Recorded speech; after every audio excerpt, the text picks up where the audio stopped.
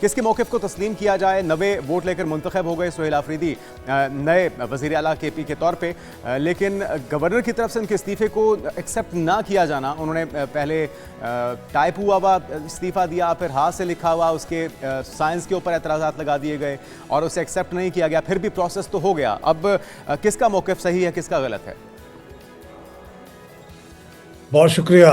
आपके सुनने वालों को भी गुड मॉर्निंग, अस्सलाम वालेकुम। Good morning. देखिए, ये इसका जो फैसला है तो बिलाखिर आइन ने करना है ना, कि कॉन्स्टिट्यूशन में क्या लिखा है। जी। तो मेरे जैसे आम आदमी ने जो कॉन्स्टिट्यूशन को पढ़ा है, उसके अंदर तो इस किस्म की कोई शर्त नहीं है कि गवर्नर वजीर आला के इस्तीफे को जांचेंगे, परखेंगे, उसके दस्तखत की विरासती को चेक करेंगे और फिर उसको मंजूर करेंगे, तो जब भी वो इस्तीफा मौसर होगा। ऐसी बातें जो रुकन असम्बली हैं उनके लिए तो लिखी हुई हैं कि स्पीकर इस बात को वेरीफाई करेगा और स्पीकर जितनी भी देर चाहे वो लगा ले, वो इस्तीफे को उस वक्त तक पोस्टपोन कर सकता है। लेकिन ये चीफ मिनिस्टर के इस्तीफे के बारे में आइन में ऐसी कोई शर्त नहीं लिखी हुई, इसलिए मेरे ख्याल में उनका इस्तीफा मौसर है।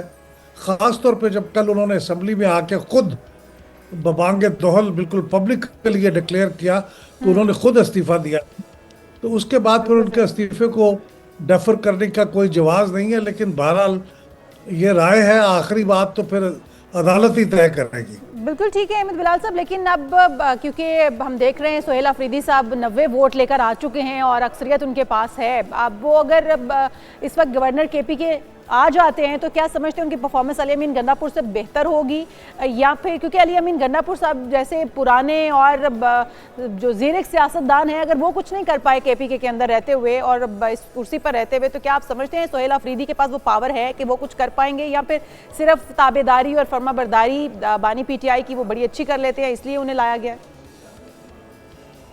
ये आपका बहुत ही बुनियादी और अहम सवाल है। असल में सवाल यह है कि चीफ मिनिस्टर साहब की जिम्मेदारियां क्या होंगी, जो आइन में लिखी हुई हैं, ये जी डिस्क्राइब या प्रेस्क्राइब करते हैं।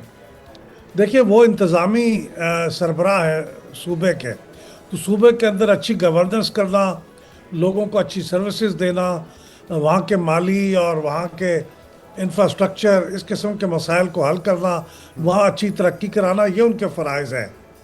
लेकिन उन्होंने ये कल ये भी बात कही कि वो एहतजाजी सियासत के चैम्पियन हैं। जी बिल्कुल। एहतजाजी सियासत पे अगर उनका पूरा फोकस रहेगा तो फिर शायद वो गवर्नेंस पे तवज्जो नहीं दे सकेंगे।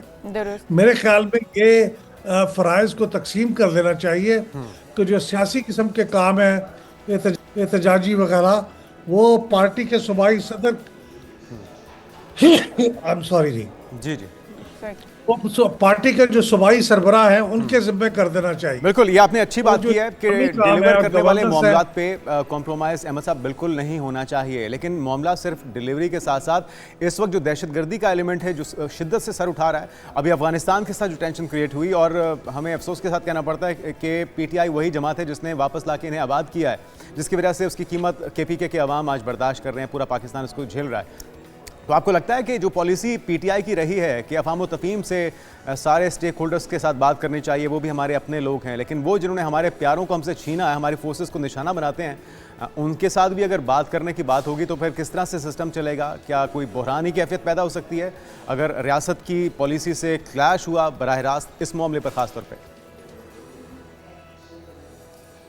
ये बहुत जो नए मुंतखब चीफ मिनिस्टर साहब हैं, उन्होंने चंद बातें ऐसी की हैं जिनसे थोड़ी सी डिसअपॉइंटमेंट होती है।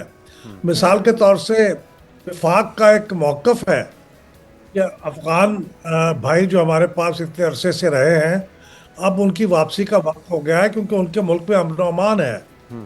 लेकिन उन्होंने उसके जवाब में ये कहा है कि उनको 50 साल से वो यहाँ पे हैं, अब उनको निकालना गैर मुनासिब है। तो ये वफाक की पॉलिसी के बिल्कुल उलट बात करना ये मुनासिब नहीं है, क्योंकि ये जो शोबा है ये वफाक का है, ये सूबे का नहीं है कि किसने मुल्क में रहना है और किसने नहीं रहना है।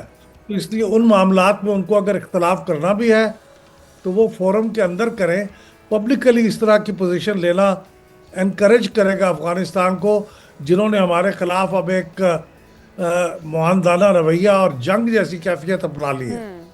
तो फिर अहमद बिलाल साहब ये भी बताइएगा कि अब क्या केपीके के अंदर 2 वज़ीर आला हैं इस वक्त, अली अमीन गंडापुर साहब जो कि कागजों में हैं और फिर दूसरे जो पार्लियामेंट में असेंबली के अंदर हैं, एक आइन के मुताबिक, दूसरे उसके मुताबिक असेंबली के मुताबिक, क्या 2 इस वक्त लीड करेंगे? क्योंकि अभी तक तो इस्तीफा कबूल नहीं हुआ। देखिए, ये आइन के अंदर वाज़ेह तौर पर लिखा हुआ है कि जब तक नया मुंतखब वज़ीर आला अपना हल्फ उठा के अपने इख्तियारात न संभाल ले, उस वक्त तक पुराना चीफ मिनिस्टर ही काम करता रहेगा। तो इस वक्त सूबे के अंदर गंडापुर साहब ही वज़ीर आला हैं। अब जब ये हल्फ उठा लेंगे, अदालती मामला तय हो जाएंगे, तो फिर ये नए वज़ीर आला होंगे। तो 2 वज़ीर आला होने का कोई सवाल नहीं है, एक ही वज़ीर आला है, वो गंडापुर साहब है, और 2 मुंतखब वज़ीर आला जब हल्फ उठा लेंगे तो फिर वही वज़ीर आला होंगे।